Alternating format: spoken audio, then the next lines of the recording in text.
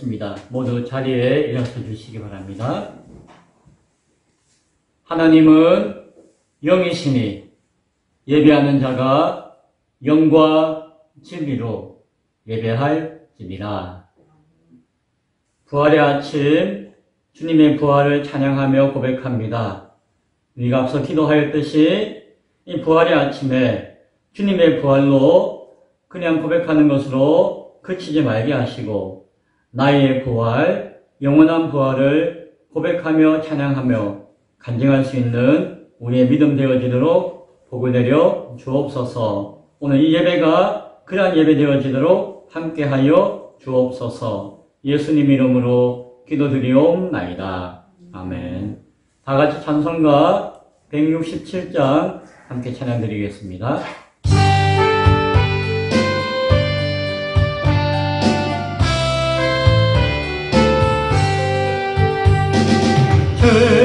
즐겁도다 이날 세세의 할 말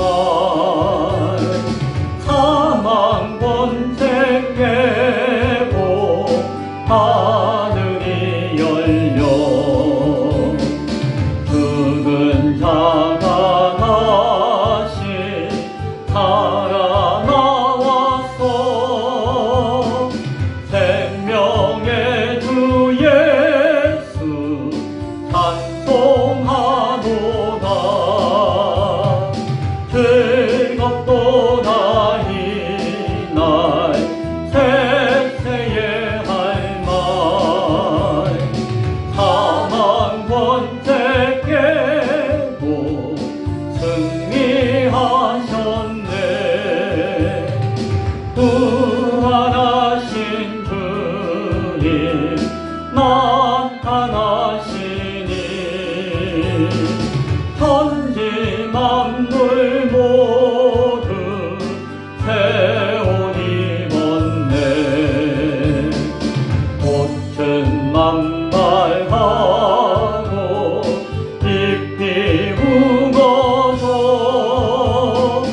승리하신 주를 찬송하도다. 즐겁도다 이날 세세의 할 말 사망 권세 깨고 승리하셨네. 생명의 주 예수 죽음 이기고 무덤 문을 열고 살아나셨네.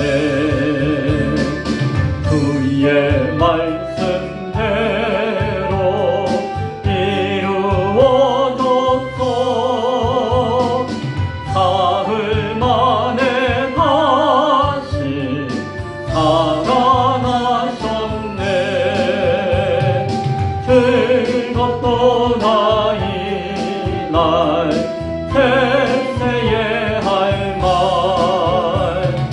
사망 권세 깨고 승리하셨네.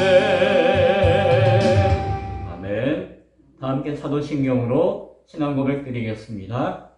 전능하사 천지를 만드신 하나님 아버지를 내가 믿사오며 그 외아들 우리 주 예수 그리스도를 믿사오니 이는 성령을 잉태하사 동정녀 마리아에게 나시고 본디오 빌라도에게 고난을 받으사 십자가에 못 박혀 죽으시고 장사한 지 사흘 만에 죽은 자 가운데서 다시 살아나시며 하늘에 오르사 전능하신 하나님 우편에 앉아 계시다가 저리로서 산자와 죽은 자를 심판하러 오시리라.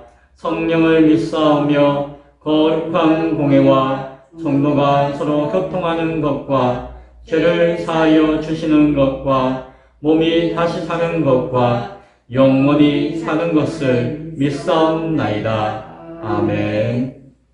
자리에 앉아주시기 바랍니다. 165장 함께 찬양드리겠습니다.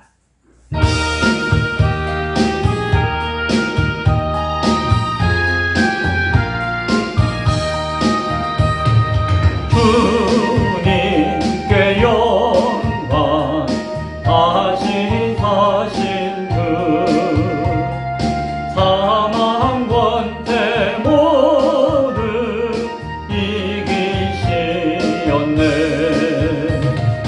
흰 옷 입은 천사 돌을 옮겼고 누우셨던 곳은 비어있었네. 주님께 영광 다시 사신 주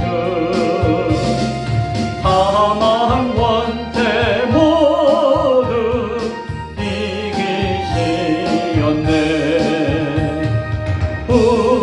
부활의 주님 나타나시사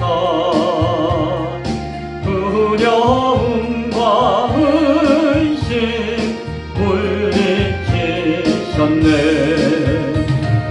주의 교회 기뻐 찬송하여라. 다시 사신 주님 죽음 이겼네. 주님께 영광 다시 사신 주 사망 권세 모두 이기시었네. 생명의 임금 영광의 주님 주님 없는 삶은 헛될 뿐이야. 주의 사랑으로 세상 이기고 요단 건너 본향 가게 하소서. 주님께 영광 다시 사신 주 사망 권세 모두 이기시었네. 이 시간 예배를 위해서 박연옥 집사님 대표해서 기도하시겠습니다.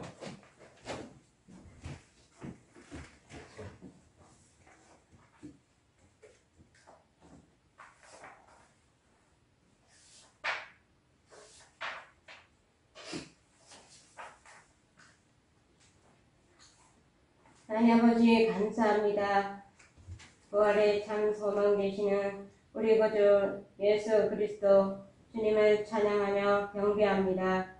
죽음을 이기시고 예수님이 부활하심으로 영원한 생명을 주신 하나님 아버지께 무한 감사드립니다. 부활의 기쁨이 우리 교회와 이 나라 이 민족 북한 땅 그리고 열방과 소외된 땅 가운데 가득 넘치게 하옵소서. 십자가의 고난을 이기시고 부활하신 주님을 기억하며 이 시간 소망 가운데 예배하게 하옵소서. 예배드리는 신령들이 부활 생명 가운데 살아가게 하시고 온유하고 겸손한 마음으로 주님의 성품을 닮아가는 우리 모두가 되기를 기도합니다. 주님께서는 온유한 자가 복이 있을 뿐 아니라 땅을 기업으로 차지하게 된다고 말씀하시고 계십니다. 우리 모두 온유한 자로 복이 넘치도록 인도해 주옵소서. 날마다 겸손과 온유로 예수님께 나아가서 배우고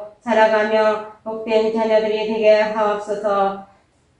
사랑의 주님, 우리나라 대한민국과 교회가 부활 생명으로 영혼을 살리고 넘어져가는 복지를 세우게 하옵소서. 무엇보다도 하나님의 창조 질서를 거역하고 인류를 멸절시키려는 악한 세력들의 교회의 그리스도인들을 영적으로 깨어 일어나 물리칠 수 있는 주의 군사되게 하옵소서.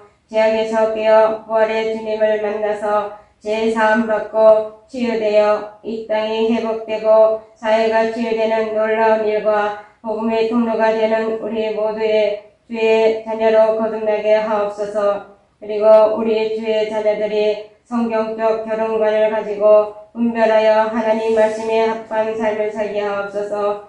죽음의 권세를 이기신 9월의 주님, 한 주간도 세상 가운데 살아갈 때 험하고 험한 세상을 부활의 능력으로 살아갈 수 있는 은혜를 부어 주시옵소서. 세상에서 일어나는 중말적인 상황들을 보면 이 땅에는 진정 소망이 없어 보입니다. 그러나 부활의 권능으로 모든 것을 능히 이길 수 있는 예수님을 꼭 붙잡고 승리하는 주의 자녀들이 되게 하옵소서. 오늘도 주님의 생명력이 우리 교회와 각 가정에 가득 넘치게 하옵소서. 모든 두려움과 절망을 이기고 승리하는 부활의 능력을 날마다 경험하는 주의 자녀로 살아가게 하옵소서. 오늘도 부활의 소망의 말씀을 전하여 주실 목사님께 성령의 능력으로 붙잡아 주시고 복음의 진리 지신 주님만 증거되는 이 시간 되게 하옵소서. 말씀 듣는 가운데 부활의 주님을 만나며 마음속에 있는 모든 악한 것들이 온유한 마음과 겸손으로 회복되어 기쁨의 평안이 늘 함께 있게 하옵소서.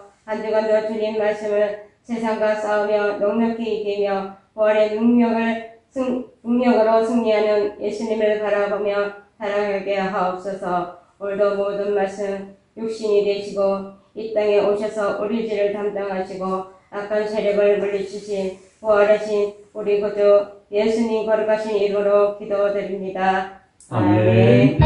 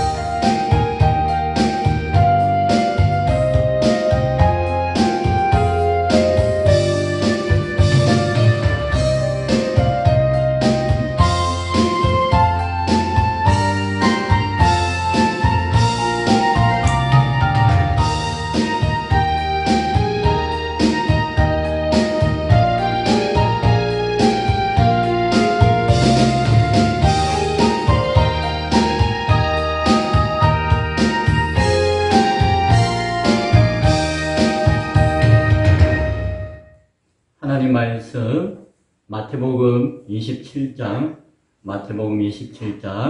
50절부터 53절까지의 말씀입니다. 신약성경 51쪽입니다. 마태복음 27장 50절부터 53절까지의 말씀입니다. 제가 말씀을 봉독해 드리겠습니다. 예수께서 다시 크게 소리 지르시고 영혼이 떠나시니라. 이에 성소 휘장이 위로부터 아래까지 찢어져 둘이 되고 땅이 진동하며 바위가 터지고 무덤들이 열리며 자던 성도의 몸이 많이 일어나되 예수의 부활 후에 그들이 무덤에서 나와서 거룩한 성에 들어가 많은 사람에게 보이니라. 아멘. 오늘 읽었던 말씀과 마태복음 26장, 27장의 전반적인 말씀을 통하여서 부활의 날, 주님 다시 오시는 날이라는 제목으로 함께 말씀의 은혜를 나누겠습니다. 오늘은 부활주일입니다. 예수님의 그 부활의 뜻이 곧 나의 부활로 고백되어질 수 있는 복된 날 될 수 있기를 축원드립니다. 아멘. 작년 부활주일 기억나세요?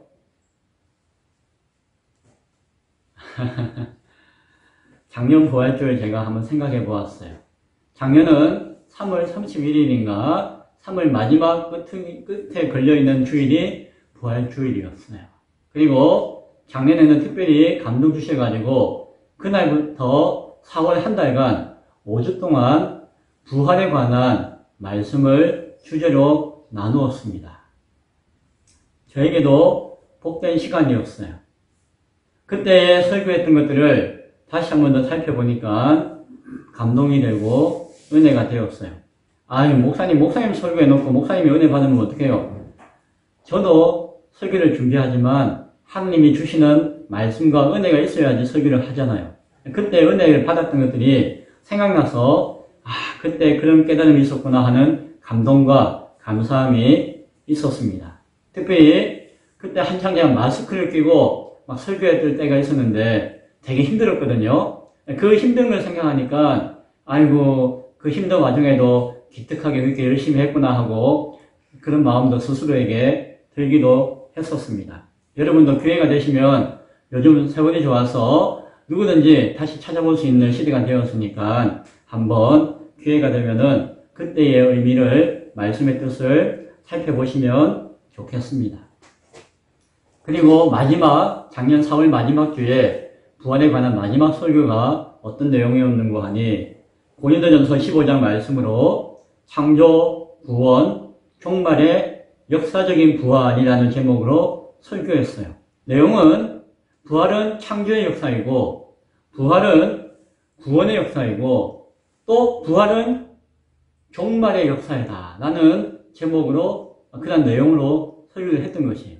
그런 깨달음을 저에게 주셨죠. 그리고 그 부활은 오늘 우리의 고백 가운데 나타나야 한다고 선포했었습니다. 근데 그 설교 준비하는 가운데 저에게 뇌리에 박힌 것이 무엇이었는가 하니 주님 다시 오시는 날이 부활을 통해서 오늘로 연결된다라고 하는 깨달음을 얻었어요.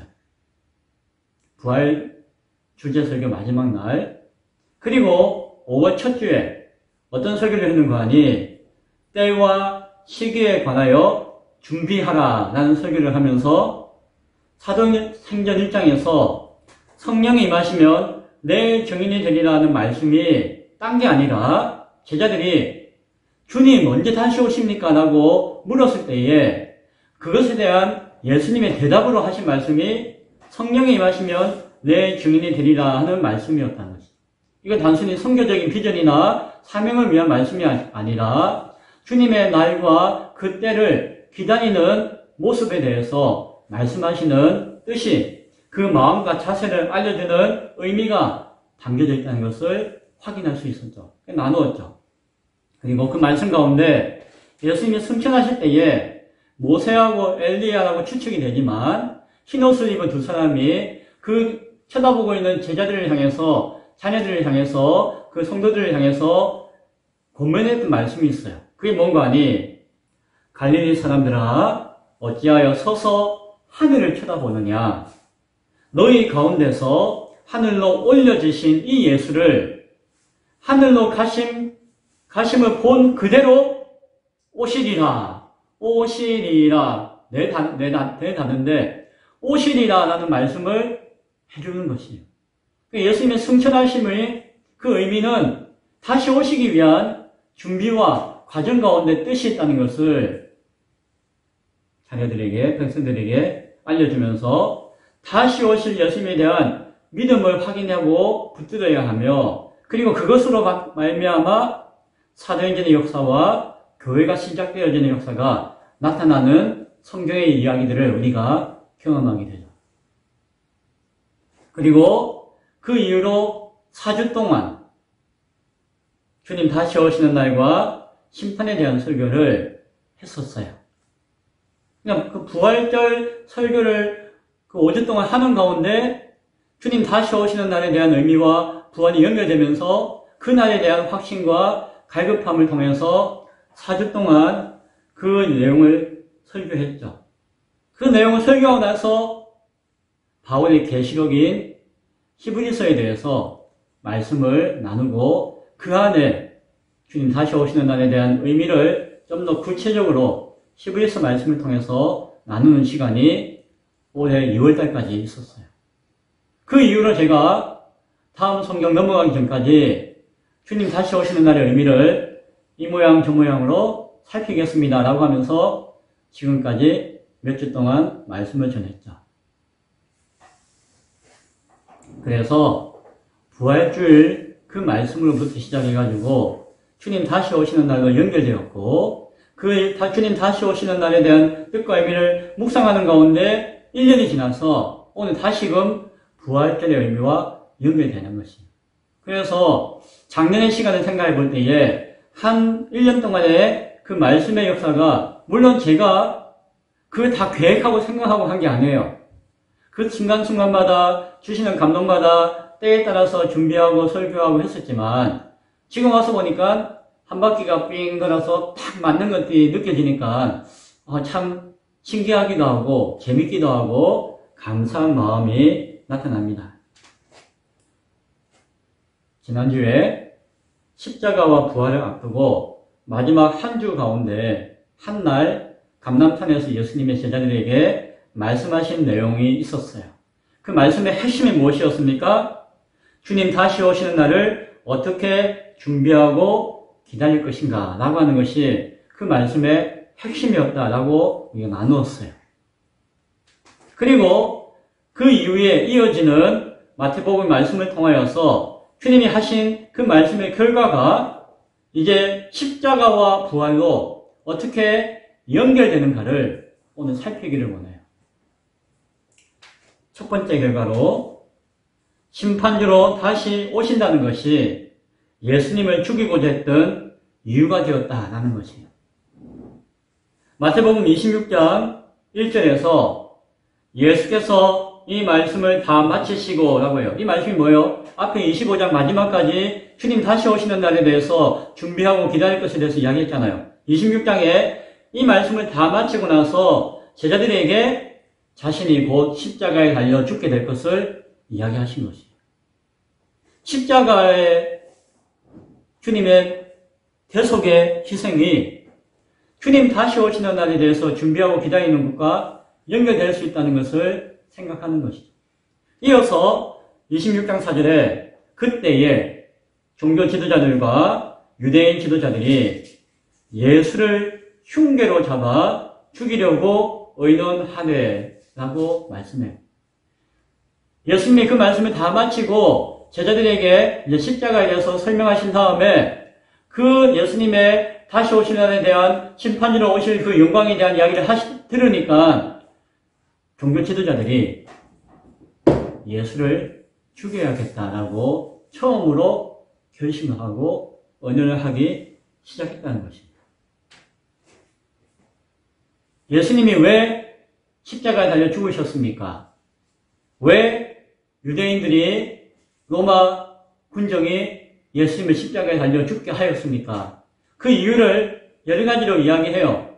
신성 모독이다, 성전에 대한 모독이다, 여러 가지 종교적인, 형식적인 이유를 이야기해요. 그러나 마태복음 내용을 지난주 쭉 살펴보니까 성경은 뭐라고 이야기하죠?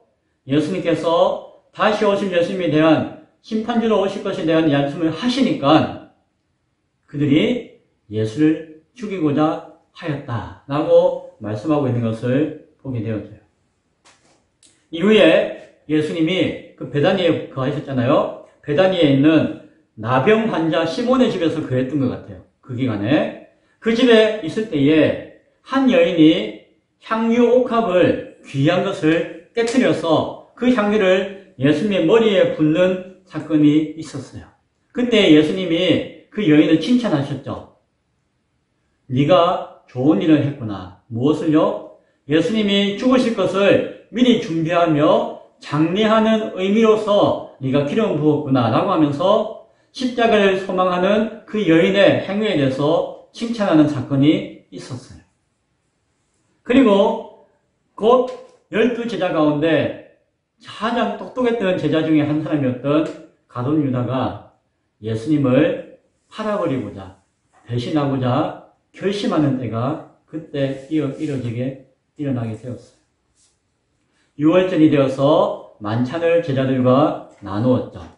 그리고 그때에 예수님, 내가 예수님을 가장 많이 사랑합니다 라고 막 자랑하고 떠들었던 베드로가 또 그렇게 이야기하니까 예수님께서 네가 나를 3번 부인하는 때가 곧 올 것이다 라고 말씀하셨어요. 이어서 예수님은 겟세마네 언덕에 올라가셔가지고 이 고통의 잔을 내게서 지나가게 하소서. 그러나 아버지의 뜻대로 되기를 내가 원합니다. 라는 기도를 땀방울이 핏방울이 되도록 간절한 기도를 이 내용으로 3번이나 했던 기록이 성경에 나와 있습니다. 그리고 기도가 끝나자마자 기다렸다는 듯이 그 유대인 병사들이, 유대인 무리들이 예수님을 가룟 유다가 찔러준 대로 와서 예수님을 잡아가게 되었어요. 예수님은 아무 저항 없이 순순히 공회로 끌려가게 되었습니다. 그때 제자들이 어디 있었죠? 가룟 유다 탓할 게 아니에요.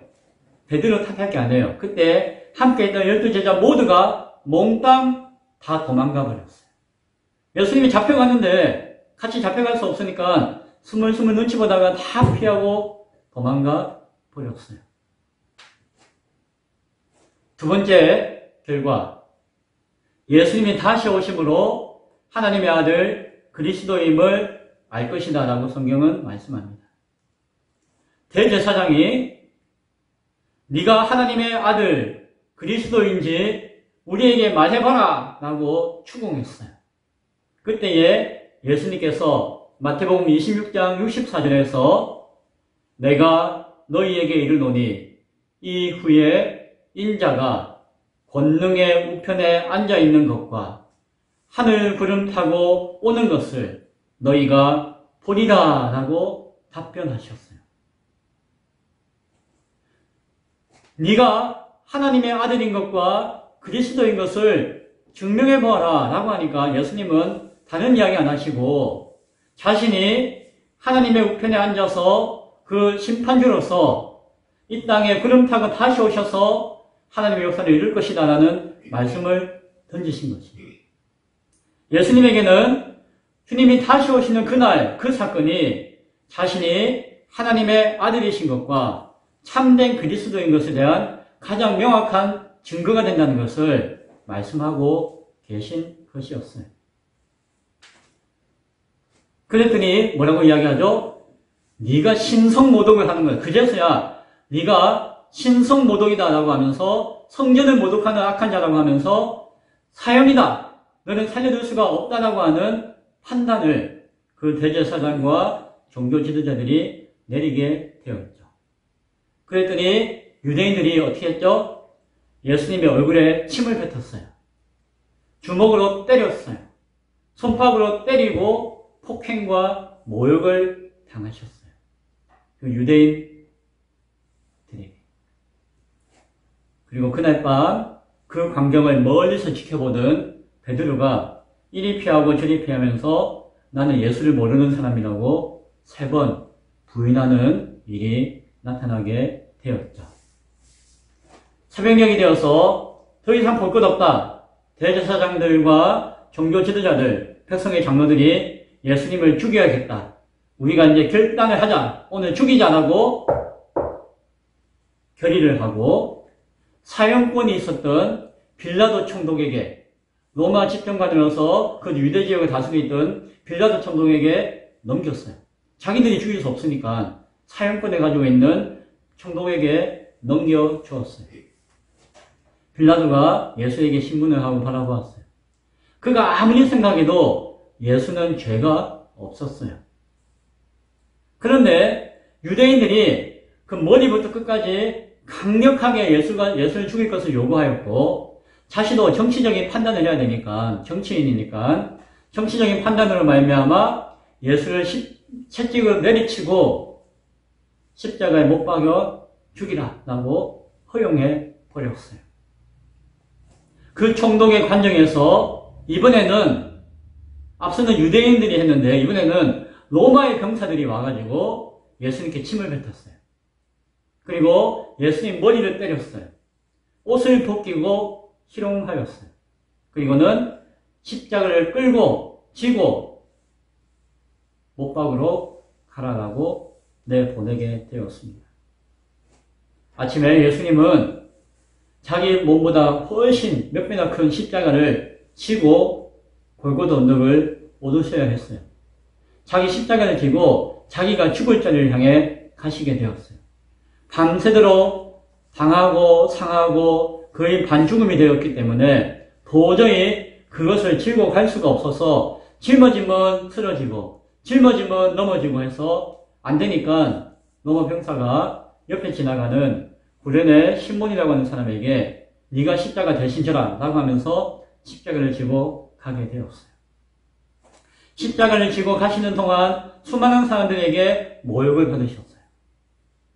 십자가에 달리셨어요. 양손에 못을 박고 그 뼈에 걸려서 쓰러지지 않도록, 양발을 겹쳐 못을 박고 그 몸이 그 나무에 지탱하도록 십자가에 박히셨어요. 옆에 같이 십자가에 박혔던 강도가 있었는데 그 강도도 자기도 십자가에 달려있으면서 예수님을 욕하였어요. 그리고 낮 12시쯤에 온 세상이 깜깜해져 버렸어요. 해가 가려지고 세상이 깜깜해지고 사람들은 그 깜깜한 세상 가운데 하나님의 어떤 역사를 일으킬 것인지, 무슨 일이 일어날 것인지를 지켜보고 있었어요. 그리고 3시간 동안 고통 중에 예수님께서 그날 오후 3시에 영혼이 떠나셨다라고 하는 성경의 표현대로 죽음을 맞으셨어요. 그때 죽음에 이르기 직전에 예수님이 소리치셨는데 엘리 엘리 라마 사박다니, 나의 하나님 나의 하나님 어찌하여 나를 버리셨나이까. 예수님도 인간의 몸을 입고 하나님 앞에, 고통 앞에, 십자가 앞에 절규할 수밖에 없었죠. 그러나 예수님의 소원은 무엇이었죠? 내가 너무너무 힘들지만 그러나 아버지의 뜻대로 되기를 원합니다 라고 하는 그 중심은 그 가운데 있었던 것이죠. 세 번째 결과, 십자가의 죽으심이 부활과 다시 오시는 날의 영광과 연결되어 있다는 사실이에요. 예수님이 죽음을 맞이하시는 그 순간 어떤 일이 일어나는 거 아니? 성전의 성막이 위에부터 밑에까지 쫙 찢어졌어요. 지성소와 나누는 그 성막이 얼마나 두꺼운지 아세요? 두께가 한 30-40cm 정도 되는 천인데 그것을 얼기설기 엮어가지고 강철보다 더 질기고 단단한 그 막이에요. 엄청나게 두껍고 무거운 막을 틀어둔 것이에요. 그런데 그것이 하늘 위로부터 아래까지 쫙 찢어지는 일이 나타났어요. 하나님과 막혔던 담이 무너지고 하나님과 소통되어지는 역사가 있다는 상징으로 많은 사람들은 이해합니다. 그리고 땅이 진동하며 바위가 터지고 무덤이 열리면서 그 무덤에서 잠자고 있던 자들이 모두 많이 일어나는 사건이 일어났다라고 이야기해요. 이것은 조금 어려운 문제인데 이것이 그 예수님이 죽으시는 영원히 떠나시는 그 순간에 일어난 일인지 아니면 나중에 일어난 미래적인 사건을 예언으로 하신 것인지 명확하게 이해하기가 어려워요. 왜냐하면은 이 말씀에 이어지는 마태복음 27장 53절에 보면은 예수의 부활 후에 그들이 무덤에서 나와서 거룩한 성에 들어가 많은 사람들에게 보이니라 라고 말씀하고 있기 때문이에요. 예수님이 지금 죽으셨잖아요. 그런데 죽은 그 사건, 그 순간에 예수님의 부활을 이야기하고 있어요. 그는 최소한 사흘 뒤에 일어나는 사건인데, 그리고 백성들이 무덤에서 일어나 거룩한 성에 들어가는 역사는 언제 일어나죠? 주님 다시 오시는 날 심판이 끝나고 나서 부활의 몸을 입고 들어가잖아요. 거룩한 성 새 예루살렘으로. 그러니까 예수님의 부활도 사흘 뒤에 일어나야 할 사건이고 그 주님 다시 오시는 날 그날에 일어날 사건에 대해서 십자가에 못 박혀 죽으시는 그 순간에 이야기하고 있는 것이죠. 난제라고 하죠. 난제. 쉽게 이해할 수가 없어요. 그래서 동시적인 사건은 아닐 것이다 라는 생각이 들고 한편으로는 우리는 과거와 현재 미래라는 시간 가운데 나눠져 있지만 하나님의 시간은 동일한 것이에요. 하나님의 시간은 과거와 현재와 미래가 없고 하나님의 시간 안에 있는 것이죠. 그래서 하나님의 시간의 관점으로서 함께 표현하고 있는 것이구나 라고 이해할 수도 있어요. 정확하진 않아요. 어쨌든 정확한 것은 최소한 우리가 알 수 있는 것은 무엇인가요? 예수님의 십자가의 대속의 죽으심은 예수님의 부활과 하나로 연결되어지는 하나님의 역사라는 것입니다. 십자가의 죽으심은 부활과 하나로 연결되어지는 하나님의 역사라는 사실이에요. 또 하나는 무엇이죠? 예수님의 부활하심은 그 부활의 소망을 잊고 부활의 몸으로 거룩한 성 새 예루살렘으로 들어가는 그날과 함께 연결되어지는 하나님의 역사라는 것이죠. 십자가는 부활과 연결되어지는 하나님의 역사이고 그 부활은 부활의 몸을 입은 성도들이 거룩한 성 새 예루살렘으로 들어가는 그날과 하나님은 연결시켜서 역사하시는 하나님의 역사 가운데 있다는 사실에 우리는 그것은 분명하게 알 수가 있는 것이죠. 그때의 주변 사람들의 반응은 어땠습니까? 아, 예수님은 정말 하나님의 아들이었구나 라고 고백했어요.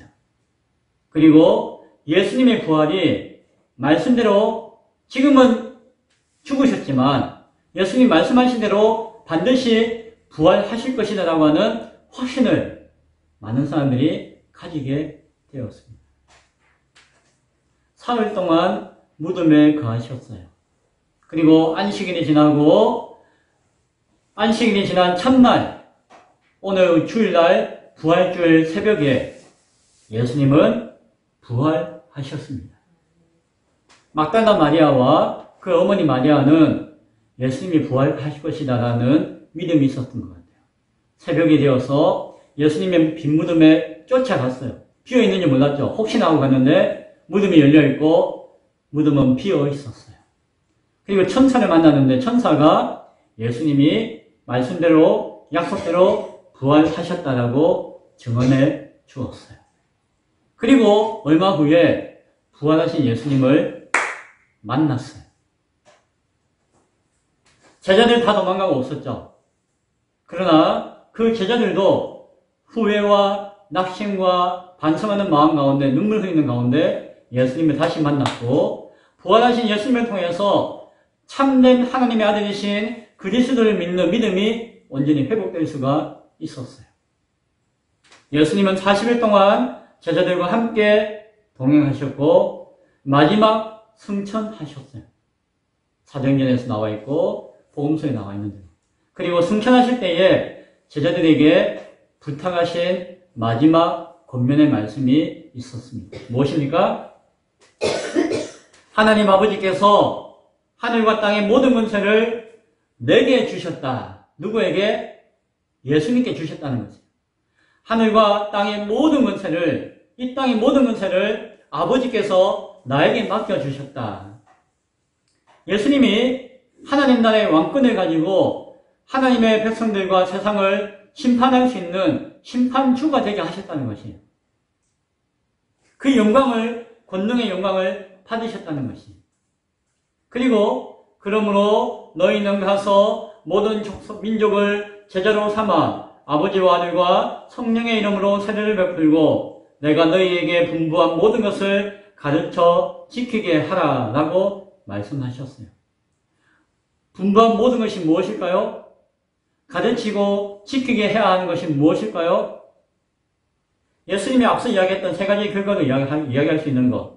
다시 오실 예수님께서 아버지의 권세로 세상을 심판하게 되실 것이다 라고 하는 것. 그래서 그날을 기다리고 준비하라는 말씀이 우리가 가르치고 지켜야 할 말씀이라는 것입니다. 그리고 이어서 이야기하기를 내가 언제까지? 세상 끝날까지 너희와 항상 함께 있으리라 라고 마지막으로 말씀하셨어요. 세상 끝날이 언제일까요? 주님 다시 오시는 그날. 그날의 완전한 구원과 영원한 나라의 성취가 이루어지는 그날까지 예수님의 이 말씀을 따라서 배우고 가르치고 믿음의 삶을 살면서 주님 다시 오시는 날을 준비하고 기다리는 모든 자들과 주님은 항상 함께 하실 것이다 라고 말씀해 주시는 것입니다. 말씀을 맺고자 합니다. 부활주의를 맞이하면서 십자가와 부활을 통해서 우리가 지켜야 할 주님의 가르침을 우리는 살펴보았습니다. 예수님께서 십자가에 달려 죽으신 이유가 거기에 있었고, 하나님의 아들이시며 그리스도가 되심의 증거가 거기에 있었고, 성도의 부활의 증거이자 소망이 되시는 것이 바로 거기에 있는 예수님 다시 오시는 그날을 기다리고 준비하는 것이라는 사실을 우리가 기억할 수 있기를 바랍니다. 왜 우리는 매일매일 잠을 잘까요? 안 자고 공부하면 공부도 많이 하고, 안 자고 일하면 일도 많이 할 것인데 왜 인생 가운데 잠을 주셨을까요?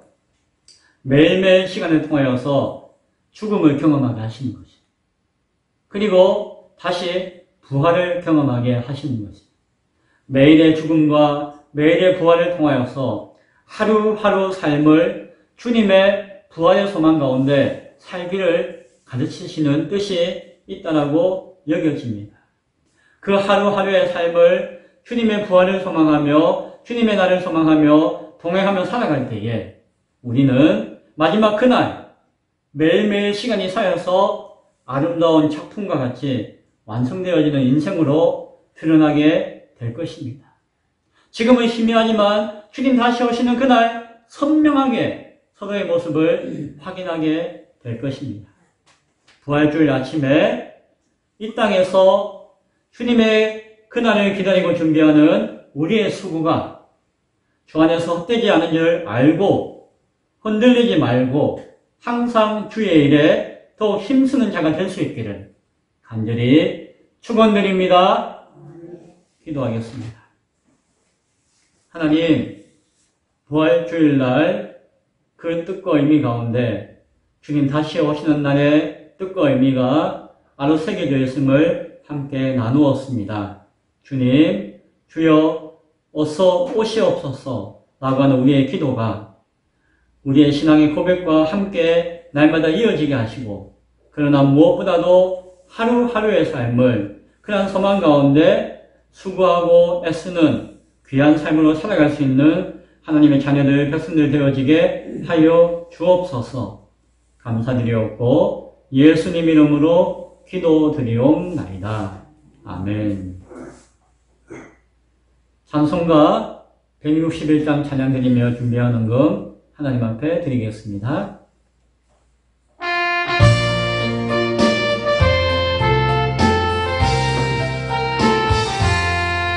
할렐루야, 우리 예수 부활승 전하셨네. 세상 사람 찬양하니 천사와 답하노라. 우주 예수 부활하사 사망 권세 이겼네. 우주 예수 부활하사 사망 권세 이겼네.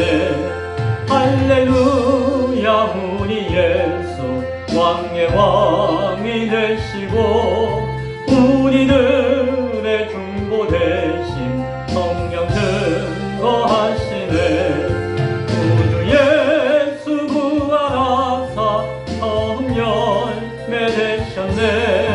우주 예수 부활하사 처음 열매 되셨네.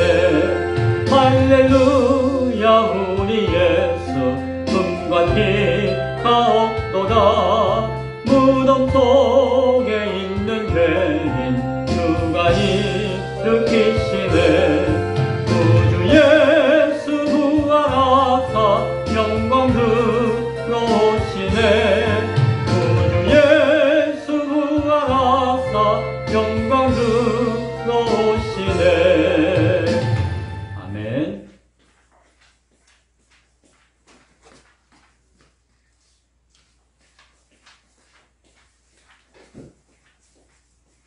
부활절 감사헌금 주님 앞에 드렸습니다. 주일헌금 주님 앞에 드렸습니다. 무명으로 감사헌금 드렸습니다. 기도하겠습니다. 하나님 감사합니다. 부활의 기쁨과 소망이 충만하여서 부활의 기쁨과 소망을 고백하는 믿음 가운데서 드려진 물질이 있습니다. 하나님 이 물질을 축복하시고 선하게 사용하셔서 이 땅 가운데 부활의 기쁨을 전하고 그 속에 알로 새겨진 주님 다시 오시는 날에 뜻과 의미를 증가할 수 있는데 증가하는 사명 가운데 쓰일 수 있도록 축복하여 주옵소서. 드려지는 손길과 삶이 그게 합당한 삶과 믿음 되어지도록 주님들 함께 하시고 동행하여 주옵소서. 예수님 이름으로 기도드리옵나이다. 아멘. 교회 소식 알려드립니다. 오늘 부활주일을 맞이하여서 특별히 멀리서 예배를 참석하러 오신 분들을 환영합니다. 발걸음이 헛되지 않을 수 있길 바라고 항상 말씀 앞에 예배 앞에 함께 할 수 있길 바랍니다. 오늘은 부활주일입니다. 부활의 참 의미와 기쁨을 소망하며 우리가 살아가는 뜻과 이유를 생각할 수 있기를 바랍니다. 혹 오늘 늦으셨거나 혹 오늘 주무시다가 말씀을 못 듣는 분이 있다면 다시 한번 듣고 되새길 수 있기를 바랍니다. 오늘 부활절 연합예배가 진보기독교연합에서 이루어지는 연합예배가 1시 30분, 2시로 광고됐는데 1시 30분으로 변경되었죠. 1시 30분에 성결교회에서 있습니다. 연합찬양대 준비 등을 위해서 오늘 우리는 1시 10분쯤에 출발하려고 해요. 1시 10분까지 오라고 했는데 그렇게는 안 될 것 같고 가능하시겠죠? 우리가 좀 준비하고 하는 것들 좀 내려놓고 저도 할 것이 많은데 내려놓고 식사하고 좀 쉬었다가 함께 참석할 수 있기를 바랍니다. 예배는 아마 한 1시간 정도 1시간에서 1시간 반 사이에 끝날 것 같아요. 일부러 예배드리고 일부러 이제 찬양팀들이 찬양으로 감사하는 축제도 있을 예정입니다. 교회의 연합과 일치가 진리 안에서 이루어지기를 항상 기도할 수 있기 바랍니다. 오늘 이제 6월 달에 서울에서 모 교회에서 전도팀이 우리 교회를 통해서 우리 동네 전도하러 오시기로 하셨어요. 어제 답사팀이 왔고 이야기해 보니까 참 좋아요. 저도 소망이 생기는데 교단을 떠나서 교회를 떠나서 복음 증거하고 지역을 살리는데 협력할 수 있는 것이 얼마나 귀하고 감사한지, 그리고 그 가운데 우리 교회가 귀하게 쓰임받을 수 있기를 위해서 함께 기도할 수 있기 바랍니다. 기타 내용은 주보를 참조해 주시기 바랍니다. 기도하겠습니다. 지금은 우리 주 예수 그리스도의 은혜와 하나님의 크고 놀라우신 사랑하심과 성령님의 교통 충만 역사하심이 부활주일 예배를 통하여서 부활의 의미와 다시 오시는 날의 그날의 소망을 품고 힘있게 삶을 하루하루를 살아가기를 소원하는 예배하는 귀한 심령들과 본속된 머리 위에 지금부터 영원토록 함께 있을지어다. 아멘.